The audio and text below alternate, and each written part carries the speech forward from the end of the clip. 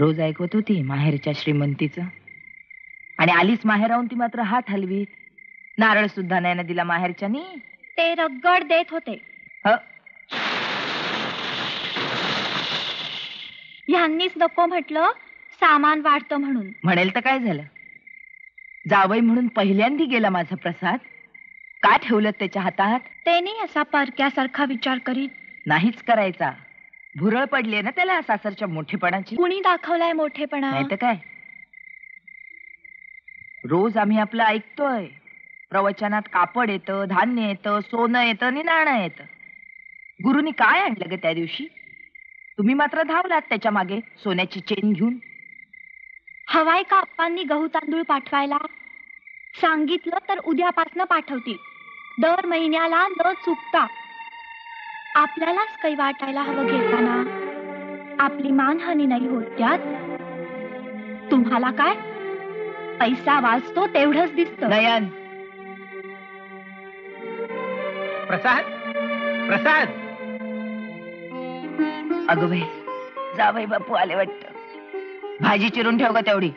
हो. काय म्हणताय जावई बापू? अहो, कधी यायची आमची तुम्ही बाळणपणासाठी? अहो सगळा घोटाळाच झाला. अगं बाई, म्हणजे? घाबरू नका. हं. परवा यायची होती ना तुम्ही, हो. पण आजच जावं लागलं तिला हॉस्पिटलमध्ये. काय म्हणताय काय? अहो, मुलगी झाली. दोघंही सुखरूप आहे, काही काळजीचं कारण नाही नाही. नाही. हो, वंसना मुलगी झाली. हो. चहा ठेव जा जावई बापूंसाठी. तुम्ही घेणार आहे? नको.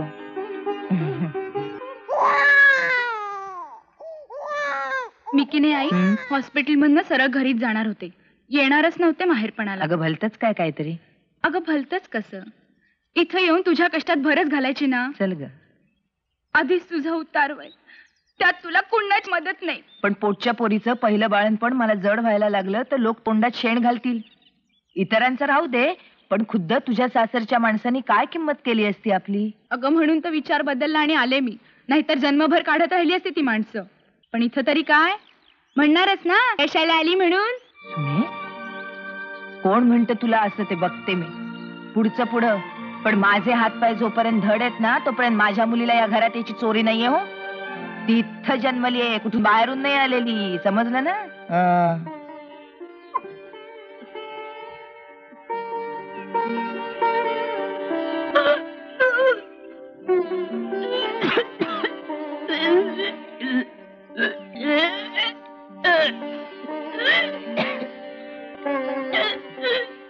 अगं काय चाललेलं असतं ग तुझं? स्वतःशी हसत काय असतेस, बोलत काय असतेस? काय दिवस राहिले नाहीत की काय कोणाला? आणि आता काय भाईंकडनं तपासून घ्यायचंय काय? कौतुक चाललेत नसती.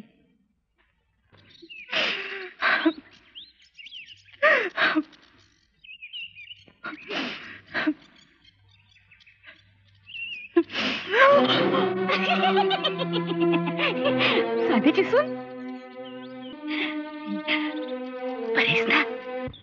बरेच. कधी कधी बघ माझं डोकंच खूप भणभणत.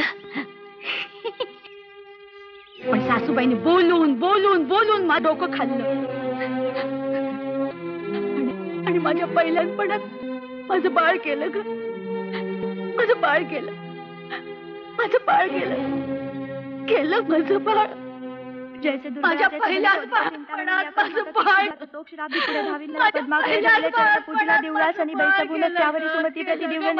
शिवयोगी सांगता झाला म्हणे सुमती ऐक का आली मोठी पोथी वाचणारी. कोठे आहे ते सांग. मला ना या पोथी पुराणवाल्यांचा भारी संताप येतो. म्हणजे नुसतं दाखवायचं आपलं घराणं केवढं थोर धार्मिक. वृत्तांत तू नाना योनी फिरशी अगं पण हिला एवढं कसं समजत नाही आई? मी बाळंतीण, मुलीचं सगळं मलाच करावं लागतं. माझी कामं तुला करावी लागतात. अशा परिस्थितीत 2 वेळची चूल तरी सांभाळावी की नाही ना? ती कसली सांभाळणार आहे ग चूल? परवा एक दिवस नुसता वरण भात केला, इतका पचपचित की खायची सोय नाही. चालली उठून. तिला नवरा हवा पण त्याची माणसं नकोत. चतुर्मुख लक्ष्मीकारक सकळ मंत्र सुफळ दे. बसली पुन्हा वाचायला दिवा लावून. जाऊ दे ग, कोडगी झाली ती. तू चालवून घेतेस ना म्हणून नाही. माझ्याजवळ नाही चालायचं असलं चावटपणा. माझ्या आजोबाची पती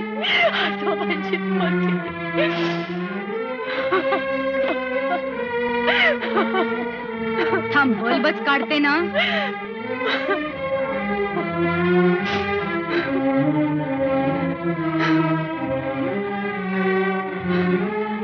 लागली रडायला. बस, रडतच बस. रडणं तर तुझ्या 5वीलाच पुजलाय. सुमे, तू बस बस जेवायला.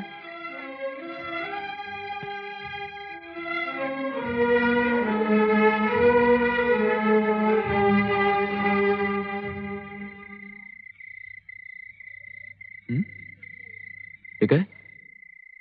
तब्येत बरी नाही? हा बल्ब कोणी काढला? हा घे बल्ब. तू घेतला होतास? कशाला ग?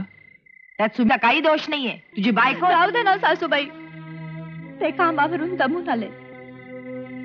त्यांच्या डोक्याला कशाला उगाच कटकट. आणि या दोघी मुद्दामून करते का ढोंग असली? माझ्या मुलाला माझ्यापासून तोडण्यासाठी? सासूबाई वाटेल ते बोलू नका. का चोरी आहे की काय मला माझ्या स्वतःच्या घरात बोलायची? आई तू आज जाऊन झोप ना. त्या बाडग्या माणसांच्या नादानी मला थोडवतोस? एक गोष्ट लक्षात ठेव, या घरात माझा येता जाता असा पाण उतार व्हायला लागला ना, तर कॉलनीत वीर एवढी थोरली पाहिन पाहिन आणि एक दिवस सरळ उडी टाकीन. असं काय ग बोलतेस आई? पण मग काय करू मी? स्वतःच्याच घरात वनवासी झाले मी. जीव नकोसा झालाय मला. विहिरीत उडी टाकून जीवच येते मी. पण मग यानं आपल्या आईचे प्राण घेतले म्हणून लोक धिंड काढतील याची. काढू देत समजल तुला. जीवच देते मी. जीव देईन म्हणणारे लोक तसलं काही करत नाही. असं? हो.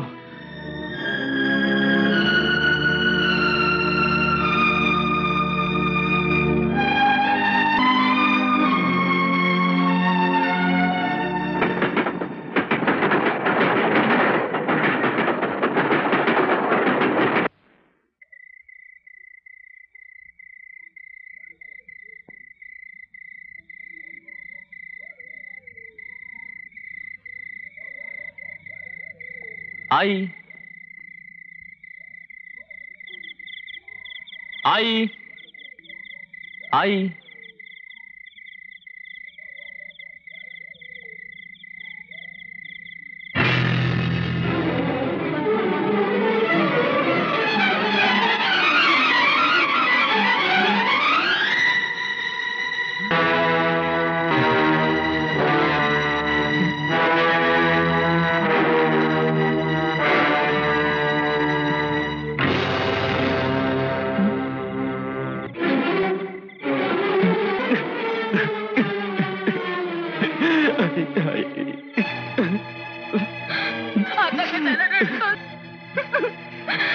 तुझ्या छळामुळेच आईने जीव दिला. तू मारलंस माझ्या आईला. तू मारलंस. असं नका करू म्हणता. त्यांनाही दुःख झालंय तुमच्या इतकं. तू बोलू नको. तुझ्या नात्यानं माझा भाऊ बिघडला. आई.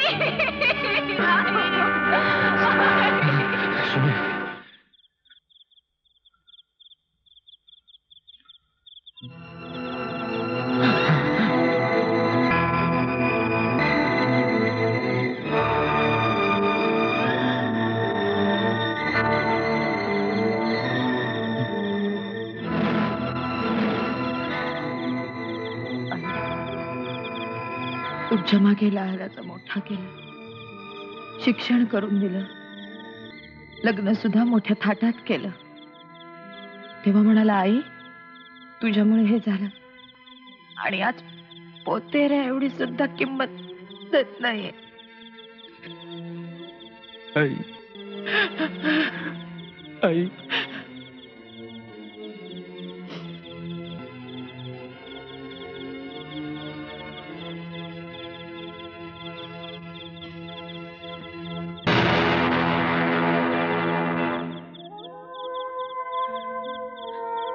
आता कशाला हाक मारेल तुम्हाला? पहिले हे असे भास होत राहतात मला सारखे.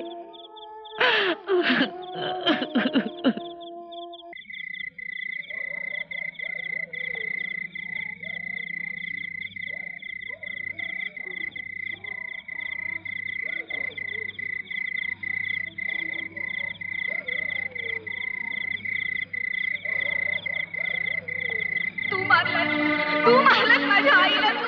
तुझ्या छळामुळे आईने जीव दिला.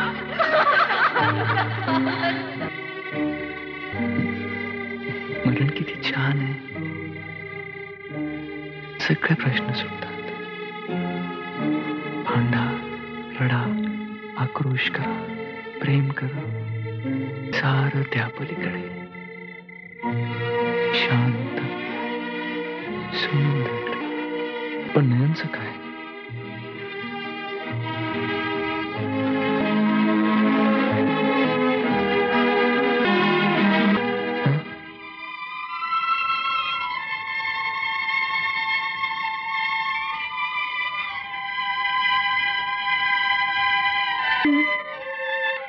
भीती नाही वाटली काळोखाची? तुम्ही बरोबर असल्यावर कसली आली आहे भीती?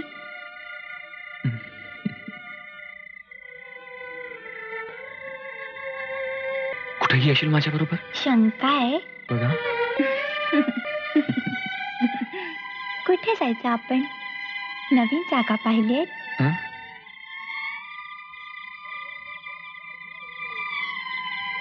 एकदम नवीन. येशील? प्रॉमिस? प्रॉमिस.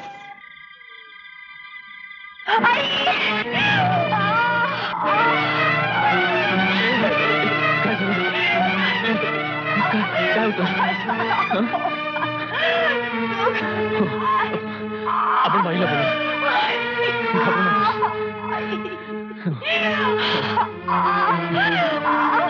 बाईला बोलू.